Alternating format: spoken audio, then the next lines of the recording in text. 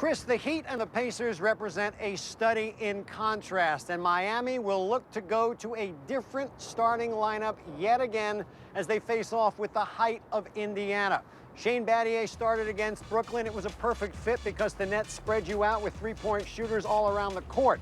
But the Heat will go to a bigger lineup against the mighty Indiana Pacers front line. Look for Udonis Haslem, who started against Charlotte in the first round, to get more minutes, if not the start, in this series. Probably more minutes for Birdman as well. Indiana, by contrast, sticks with what brought them here. Frank Vogel was under fire for keeping Roy Hibbert in his starting lineup, but it was Hibbert or bust. The Pacers won't change a thing. Their height is their strength, and that works against the Miami Heat. As for the rivalry between these two teams, people have tried to engage the Heat all season to get them to commit to whether the Pacers are their biggest rivalry, but the Heat haven't bitten. The only thing the Miami Heat have said, when the Pacers were under fire and swooning in the spring, the Heat had a slight collective chuckle, thinking maybe now you guys have had a small taste of what we went through the last few years. It's going to be a mighty interesting Eastern Conference Finals. Went 7 last year. If it does this time, it'll be on Indiana's home court. Chris? Mark, thanks again. Game 1 Sunday starts at 3 p.m. Eastern, ABC.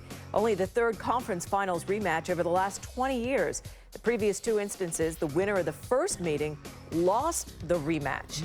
Yeah, so that's not looking good for the Heat, right? The last time the team won consecutive conference finals against the same opponent were the Pistons. 89 and 90 beat the Bulls, but then it was 91 when the Bulls got its revenge. There's no place like home. There's no place like home. They probably didn't close their eyes and click their heels. But the Pacers repeated after Dorothy. When Miami sent them packing last year when they opened up the season this year, all they wanted was for the yellow brick road to lead them back to Bankers Life Fieldhouse. Well, it has. They have home court against Miami today, tomorrow. But by Sunday night, it could all seem like Dorothy's trip to Oz. A dream. Mark Schwartz is with the team that knew the dream rematch would be a reality. Indiana's spring swoon was the talk of the NBA. But even as the #1 seed in the East flirted with disaster against the Hawks and then the Wizards, the Heat always knew the Pacers would figure it out.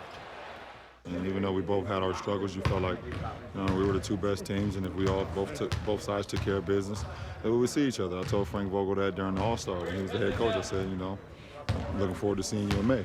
Chris Bosh says the Heat never doubted they would have to go through Indiana in order to win a 3rd straight title. How did you know that, Chris?